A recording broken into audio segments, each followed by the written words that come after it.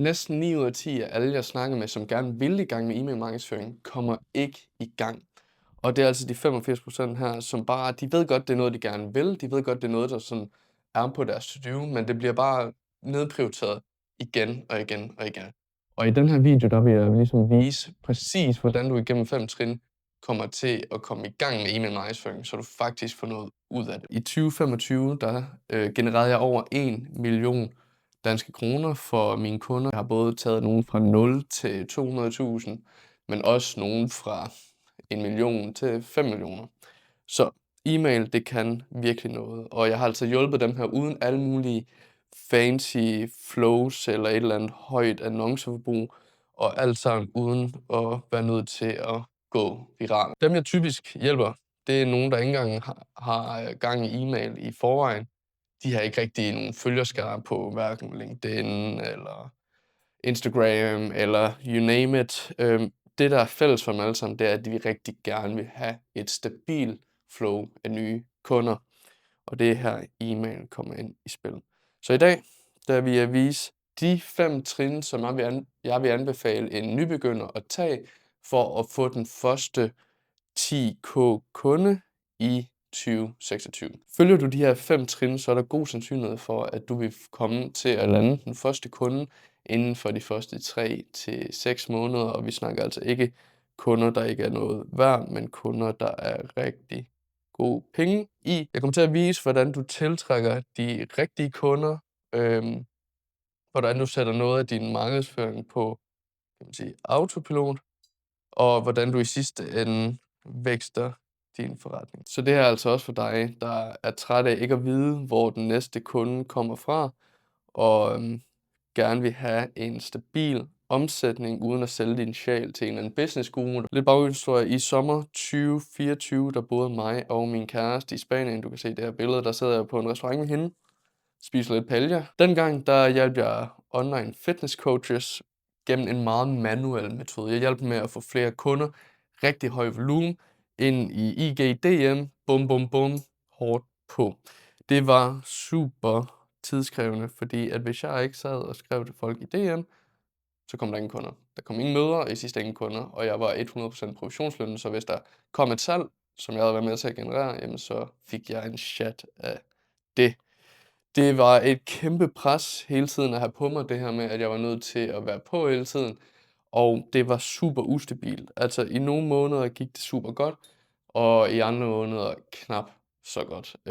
Og det var ikke særlig rart at være i, fordi at sådan kurven gik bare fra en måned, der kunne jeg bare ramme 70 i måneden, og næste måned, så kunne jeg ryge ned og ramme 35, og jeg vidste aldrig rigtig, hvad der gjorde det, fordi at det var markedet, det var om jeg lige arbejdede sådan en ekstra time hver dag og så videre. Det jeg drømte om, det var at kunne faktisk udnytte mine færdigheder, fordi jeg vidste, jeg var dygtig til det, jeg lavede. Jeg kunne bare ikke rigtig ligesom komme ud af det her rat race i at sælge sin tid, kan man sige, en til en og for billigt. Jeg vil gerne blive mere uafhængig af min tid, så derfor kom jeg ligesom til at gå mere den her e-mailvej, fordi at det kunne gøre, at jeg kunne bygge et aktiv, som ikke forsvandt. Fordi at jeg vidste, hvis jeg byggede en e-mail-liste, så forsvandt den ikke lige pludselig. Den ville jeg eje til evig tid, jo mindre nogen ligesom afmeldte sig. Jeg begyndte altså at hjælpe mine kunder med at opbygge e-mail, efter jeg selv fik succes med det, og så kunne jeg bare se, hvordan det gav super god mening at dykke ned i. Og noget af det første, du skal have styr på, det er simpelthen, find din ICP. Og hvis du ikke ved, hvad en ICP er, så er det Ideal Customer Profile. Det betyder altså, at det er din ideelle kunde, og det her vil vi rigtig gerne finde ud af, fordi vi gider ikke at bygge en eller anden kæmpe e-mail-liste, eller lave en masse markedsføring mod nogen, som slet ikke er relevant for os. Vi vil rigtig gerne have kvalitet over volumen. Fordi hvis vi sælger high ticket, altså produkter og services, der er dyre, og som vi ikke behøver at sælge så mange af, for faktisk at have en god forretning, så skal vi bare finde de rigtige. Og hvor langt de fleste guruer derude, de vil sige til, at der bare er høj volumen, sælg noget til en low price, og bum bum bum, og funnel, og you name it. Men helt ærligt, du sidder her en grund af det, fordi det er super svært at tage det første skridt. Det, du skal starte ud med. Og det her, det vil være gennemgående for lige meget, hvad du laver i din forretning. Så skal du lave det, jeg vil kalde sådan en ICP-avatar. Det betyder, at du går faktisk ind og så skriver ned, hvad er navnet på den potentielle kunde? Altså sådan, hedder hun Bente og er 65 år, eller er det Morten på 27? Hvad arbejder de med? Har de nogle hobbies? Er der nogle interesser? Bopæl, indkomst? Alt, hvad du kunne komme i tanke om. Du kan også køre, eller jeg vil anbefale også at skrive, jamen, hvilke problemer har de? Hvilke udfordringer? Hvilke mål har de? Virkelig komme ind i hovedet på dem og lave nærmest som, hvor du putter et billede ind til sidst og siger, det her, det er min kunde. Hver gang jeg laver min markedsføring, hver gang jeg skriver en e-mail, hver gang jeg laver et LinkedIn-opslag, you name it, så er det til den her person. Fordi så ville det være dem, vi tiltrækker. Andre spørgsmål, du kan stille, det er for eksempel, jamen, hvem hjælper du bedst? Hvilken branche er de i? Geografi? Hvilke oplevede problemer har de? Fordi hvilket problem de har, og hvilket problem de oplever at have, kan godt være 2 forskellige ting. Så vær opmærksom på, at du skal snakke ind i det problem, de oplever. For eksempel, lad os sige, at du gerne vil tiltrække flere kunder, og du ligesom er i min ICP, jamen så er det, du bøvler med, at din kalender ikke er fyldt. Det er ligesom dit oplevede problem. Men jeg kan godt gå ind og så faktisk vurdere, at dit reelle problem er, at du ikke har struktur på din markedsføring, som vil lede til de møder i din kalender. Dit oplevede problem er bare, at der ikke er møder. Så derfor er det det, jeg skal snakke ind i. Men jeg ved godt, løsningen og dit reelle problem ligger et andet sted. Men hvis jeg snakker ind i, jamen du mangler struktur, og du mangler yada, og du ikke kobler det sammen med, at det kan hjælpe dig med at få flere møder, jamen så kommer jeg til at tabe dig. Så altid snak ind i det oplevede problem. Det er noget, som rigtig mange laver af fejl. Hvad kommer der til at ske, når problemet er løst? Hvad er succes? Altså, og det her, det er alt sammen ud fra den her ICP.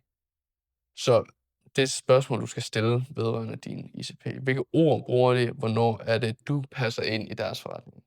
Når du har det, så kommer du til at skulle lave en lead magnet, fordi vi er nødt til at få dem ind på vores e-mail-liste på en eller anden måde.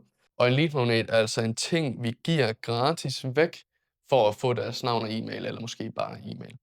Og det er en katalysator for dig i din forretning. Rigtig, rigtig mange har super svært ved det her, og jeg hjælper faktisk en til en folk med at gøre det her alene, bare fordi, at det kan være så stor en effekt i forretningen og markedsføring. Jeg lavede selv den fejl, at jeg lavede den her fine e-bog, som var 52 sider, som viste præcis, hvordan man skulle få flere kunder som videnstung B2B-virksomhed. Fedt. Mega værdifuld. Altså, jeg tænkte, okay, hvis folk faktisk følger den her, så kommer de til at blive fuldt booket in no time. Problemet er, der var ikke særlig mange, der hentede den, fordi den virkede som meget arbejde, og der var rigtig få, der faktisk læste den, fordi det var endnu større arbejde. Jeg gik over til at lave 10 e-mail-skabeloner, som faktisk endte med at gøre, at jeg gik fra at betale ned mod 55 kroner for et lead her, altså en e-mail, og med skabelonerne, der giver jeg konsekvent 7,5 kroner. Jeg ved i hvert fald, hvad jeg helst vil. Det er i hvert fald ikke de 55, jeg vil hellere have de 7,5. Og nogen vil sige, men så er kvaliteten ikke så god. Det her med, at et dyrt lead er et godt lead, det er en skrøne.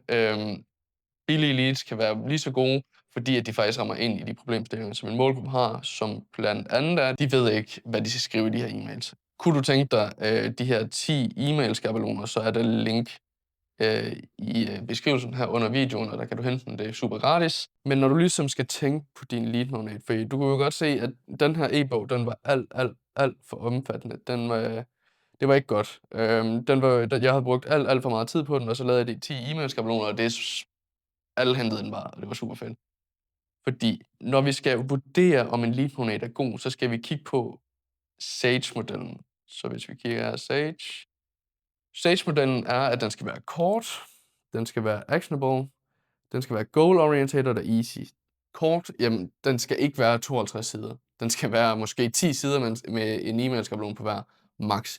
Hvis det skal være sådan mere sådan, kan man sige, videnstungt og ikke en skabelon eller checklist, så vil jeg holde den på 2 til 3 sider max, og det skal være overskueligt luft, ikke bare sådan fyre den til med tekst.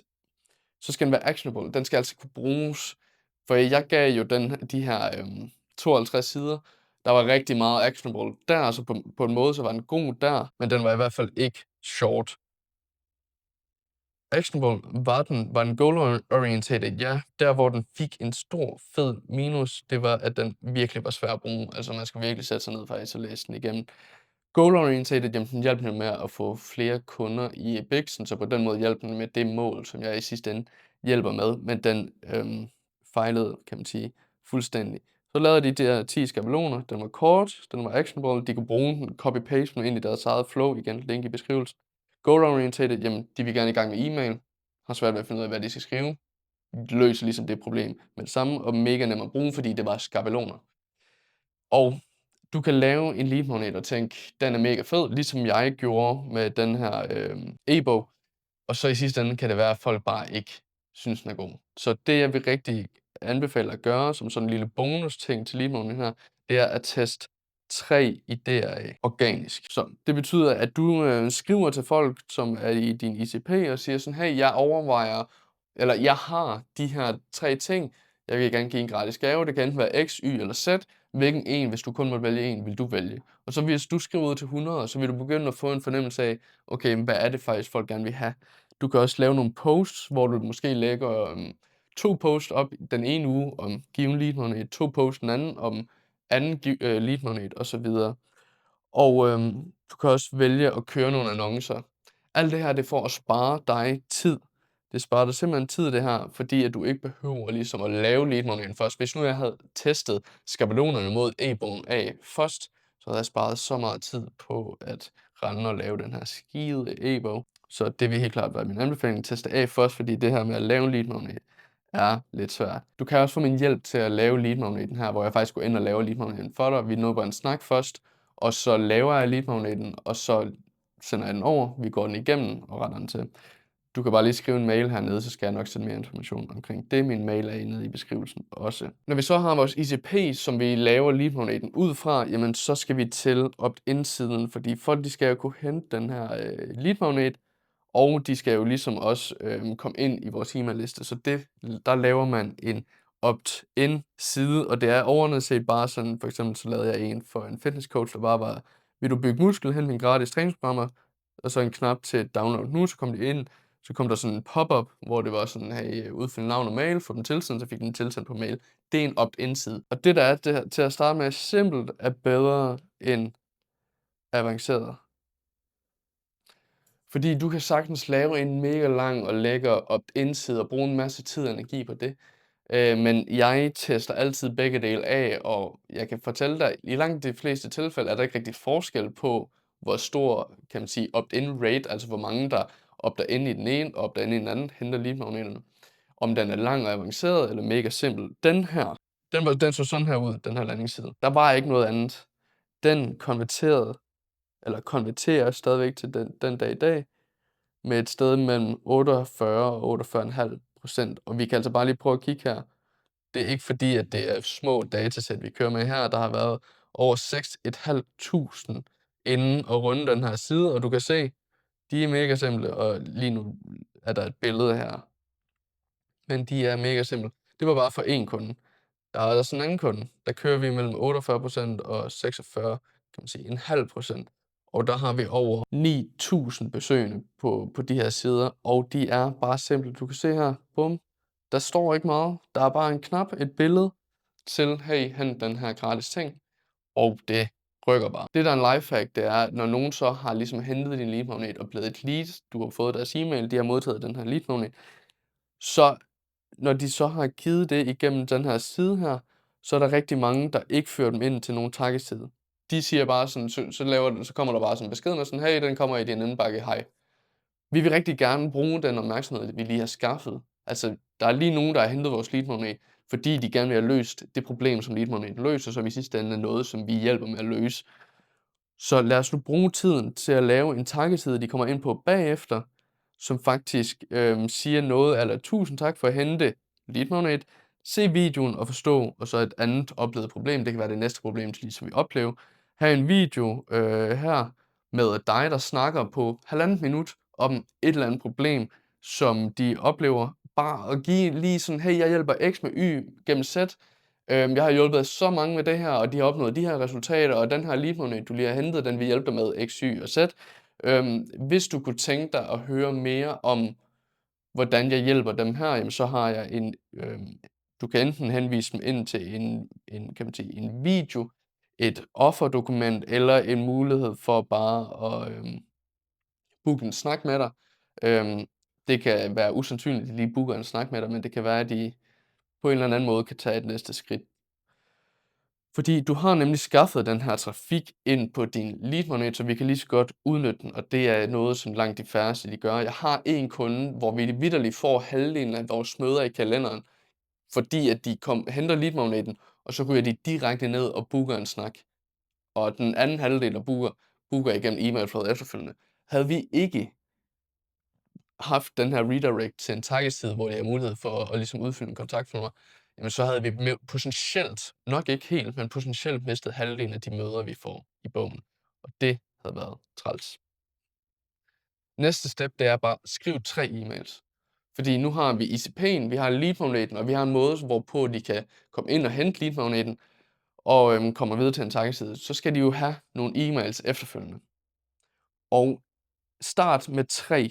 Prøv at lade være med at starte med at tænke, at du skal skrive et e-mail-flow på 15 mails eller 16 mails og sådan noget. Start med 3, fordi så snart du har skrevet den første, så kan du se bare forskellen på at gå fra 0 til 1 er kæmpestor. Og gå fra at skrive mail 15 til mail 16 her, ikke særlig stor. Kom i gang. Det kommer til at betyde så meget for dig, fordi tænk på det på den her måde. Lad os nu sige, at du får nogle leads ind, som faktisk er købeklar til dit produkt, men de får ikke nogen mail fra dig. De kommer ikke til at få den der mail, der siger sådan, hey, jeg hjælper X med Y med Z. Jamen, de kommer ikke til at købe af dig. De kan potentielt komme til at købe af dig og booke en snak med dig, hvis de bare modtager én mail. Forskellen på, om de modtager 15 eller 16 mails, er ikke særlig stor, så bare fokusere på at komme i gang, og så kan du altid udvide det her e-mail-flow efterfølgende, hvis du vil op på de her 10 e-mails. Jeg arbejder med en gæv kvinde, der hedder Pia. Hun er i en super svær B2B-branche inden for rekruttering. Vi er startet ud med at bare køre 3 e-mails. Et flow på 3 e-mails. Og hun bookede allerede et møde inden for de første 2 måneder, og lige nu der kigger vi så på at udvide det her e-mail-flow. Det er altså en kvinde, der bruger et lavt budget, 3.000 om måneden, har fået mange kvalificerede leads, så potentielt ender med at blive kunder senere hen, fordi det er altså en lang B2B-købsproces, det her. Så det tager noget tid. Det, jeg vil anbefale, når du skal i gang med at lave dine e-mails, det er at lave en outline. Brug eventuelt ChatGPT her, hvor du uploader din ICP, som du allerede har lavet, og så ligesom går i gang. Den første mail, den skal jo ligesom give lead-magneten. Altså, den første mail er bare sådan, hey, her er din lead-magnet, X, Y og Z. Hvis den her mail havner i spam, træk den lige over i din primære. Nummer 2 vil jeg anbefale skal være forklar med eksempler, hvad, hvorfor og hvordan du gør, hvad du gør. Altså forklar, jeg hjælper X med Y med Z gennem Z, og det gør jeg på den her måde, og jeg har hjulpet så mange med så meget, og det her resultater har de fået, og bare ultra kort, måske lige med lidt billede og sådan noget, bare lige så de har en forståelse for, at du lige har sat rammen for, hvad er det egentlig, du gør, og så lige forklare dem, du kommer til at modtage mails fra mig med X, Y og Z. Og så nummer 3, egentlig bare dele noget mere værdi, altså noget, som måske giver mening. Hey, du hentede lead-magneten herop, det kan være, at næste problem, du oplever, er det her, eller at du faktisk ikke får brugt lead-magnet på grund af det her, det her, det her, så her får du lige et godt tip. De gængse fejl, jeg oplever at se, når nogen kommer i gang med de her e-mails, det er, at de tænker simpelthen på sig selv. De tænker, hvad vil jeg gerne sige? Hvad har jeg brug for at fortælle? Hvad er vigtigt for mig? Men de har heller ingen outline for, hvad de skal lave af e-mails, og de bruger et alt for konservativt sprog. For et halvandet års tid siden, der snakkede jeg med en sindssygt dygtig copywriter, altså en tekstforfatter. Han er sindssygt dygtig til tekst, og noget af det, han fortalte mig, var super vigtigt, når man skriver e-mails, så det faktisk skal være engagerende, det er, skriv som om det var til en ven. I går, der sendte jeg en mail ud, hvor emnelinjen var 15 stykker Maibu Daim i munden på en gang. Lidt random. Og så var det netop det her med, lad være med at gabe over for meget til at starte med. Jeg tog faktisk den her model og viste den. Prøv at høre, forskellen på at få 0 stykker chokolade og 1 stykke chokolade er mega, mega stort. Hvis du tænker, at du skal starte med at spise 16 eller 15 stykker chokolade på én gang, så er du godt nok helt rundt på gulvet. Så det var bare en måde ligesom at bruge et sprog, der er lidt sjovere. Tænk på, som om du skriver til en ven. Hellere skye for meget ud, end slet ikke at skye ud, fordi at vi lever i en attention media. Det er det, der er den nye value, så hvis du ikke også skaber opmærksomhed og noget autenticitet og så videre, og noget, der gør, at folk faktisk vil blive ved med at læse dine mails, jamen, så er de smuttet lige så hurtigt, som de kom. Og i sidste ende, lad nu være med at overtænke det. At stige afsted, jeg læste ikke engang min mail igennem. Jeg rettede ikke komma, jeg rettede ikke stavefejl, og du kan selvfølgelig sige nu, men jeg har et vis image, jeg skal leve op til og sådan noget. Fint. Gå det igennem en gang, smid det igennem noget ChatGPT med noget autokorrektur.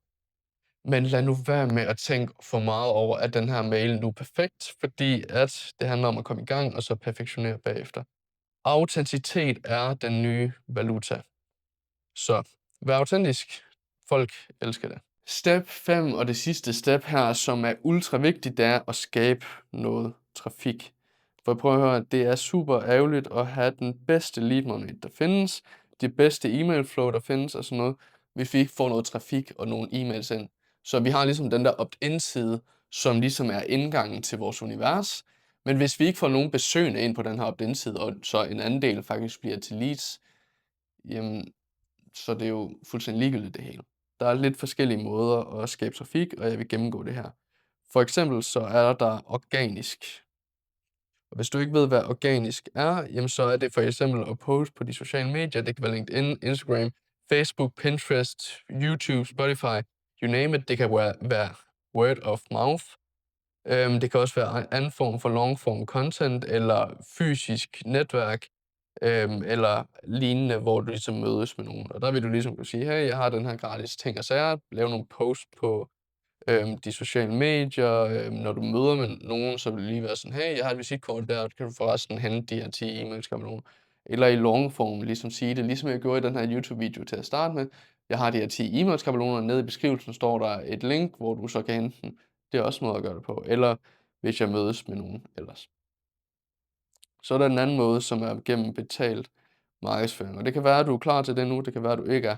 Jeg vil anbefale, i hvert fald, hvis du går i gang med betalt markedsføring, start småt.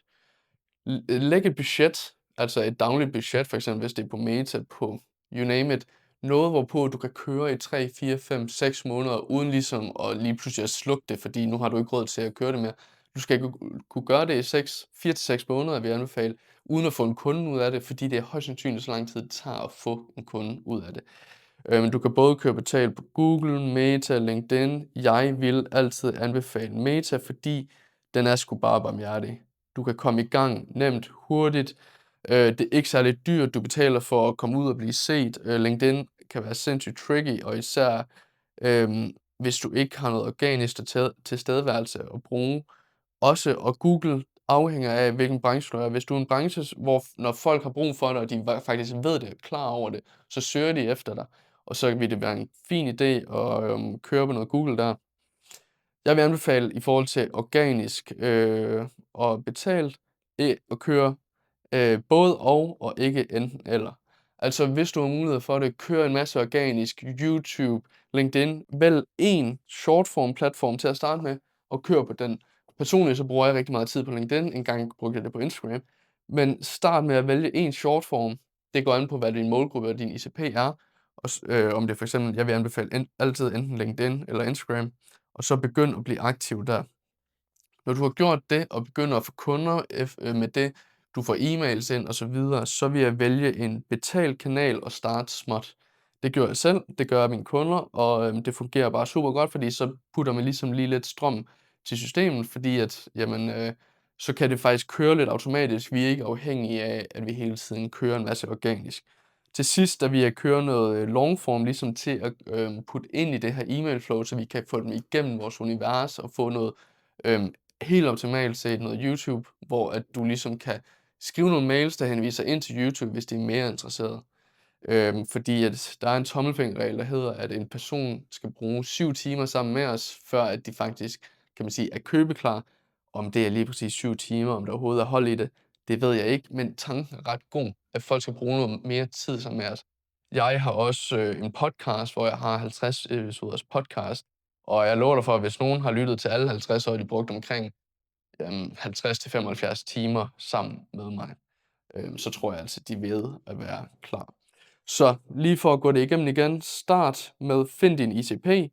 Så skal du altså have lavet din lead magnet her. Lav din opt-in side. Skriv de her 3 e-mails.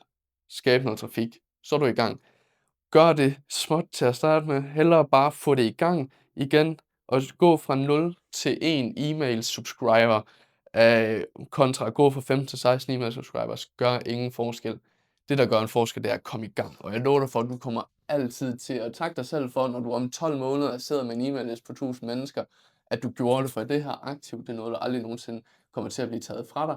Hvis du kunne tænke dig, at min hjælp, det er ligesom at få det her lavet og sat op, jamen så kan du bare lige skrive en mail til mailen hernede. Skriv, at du overvejer at høre lidt mere om, hvad jeg laver osv., og så kan vi ligesom tage den derfra. Og ellers så vil jeg bare sige moin og på gensyn. Der er en masse andre videoer inde på min kanal, hvis du er interesseret i netop at tiltrække kunder igennem e-mail. Så subscribe gerne, like videoen, og så vil jeg bare være sindssygt glad. Vi snakkes. Moin.